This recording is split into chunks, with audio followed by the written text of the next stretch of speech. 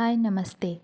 ఎప్పుడు నిజమే మాట్లాడితే ఎలాంటి సమస్యలొస్తాయో, వచ్చిన ఆ సమస్యల్ని ఫేస్ చేస్తూ కూడా నిజం మాట్లాడడం కంటిన్యూ చేస్తే దాని ఫలితం ఎలా ఉంటుందో తెలియచెప్పే ఒక కథ మీకు చెప్తాను. ఒకమారు స్వామి రామగారు ఆయన గురువుగారితో కలిసి ప్రయాణిస్తున్నప్పుడు ఒక స్టేషన్ మాస్టర్ని కలిశారు.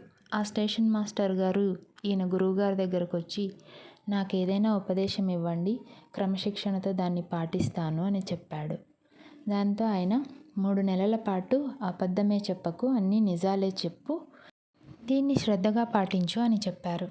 ఆ ప్రాంతంలో పనిచేసే రైల్వే వర్కర్లందరూ కూడా చాలా అవినీతిపరులు, లంచాలు తీసుకునేవారు. ఒకసారి పై అధికారులు తనిఖీ చేసినప్పుడు వారి గురించి వివరాలు స్టేషన్ మాస్టర్ని అడిగినప్పుడు ఆయన అన్ని నిజాలే చెప్పారు. దీంతో వాళ్ళందరూ ఆయనకి శత్రువులుగా మారారు. ఆయన ప్రవర్తన వల్ల భార్య బిడ్డలు కూడా ఆయన్ని వదిలి వెళ్ళిపోయారు. ఈ సంఘటనలన్నీ జరుగుతున్నప్పుడు ఆ ఉపదేశం ఇచ్చిన గురువుగారు స్వామి రామగారితో కలిసి ఇంకెక్కడో వేరే చోటున్నారు. ఆయన తనలో తానే నవ్వుకోవడం చూసి స్వామి రామగారు, గురువుగారు ఎందుకు అలా నవ్వుతున్నారు అని అడిగాడు.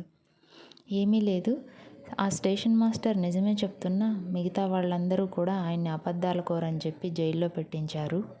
స్టేషన్ మాస్టర్ కోర్టులో హాజరైనప్పుడు జడ్జి గారు ఆయన్ని, మీ వకీలు ఎవరు అని అడిగారు. నాకే వకీలు లేరు, నేను నిజమే చెప్పదలుచుకున్నాను అన్నాడు ఆ స్టేషన్ మాస్టర్. నాకు ఎన్ని సంవత్సరాలు జైలు శిక్ష విధించినా పర్వాలేదు, నేను మాత్రం నిజమే చెప్తాను అన్నాడు. జడ్జి గారు ఆయన్ని ప్రత్యేకంగా విరామ సమయంలో తన గదికి పిలిపించుకొని ప్రశ్నించగా, నాకు ఒక సాధువు 3 నెలల పాటు నిజమే చెప్పమని చెప్పారు, అందుకే నేను నిజాలే చెప్తున్నాను అన్నారు. అందుకు ఆ జడ్జి, మీరు మంచి పనే చేస్తున్నారు, అలాగే ఉండండి అన్నాడు. ఇలా 3 నెలలు గడిచాయి. ఇప్పుడు ఆ స్టేషన్ మాస్టర్ వద్ద ఏమీ లేదు. ఆయన ఒక చెట్టు కింద కూర్చున్నప్పుడు ఒక లెటర్ వచ్చింది గవర్నమెంట్ వారి దగ్గర నుంచి.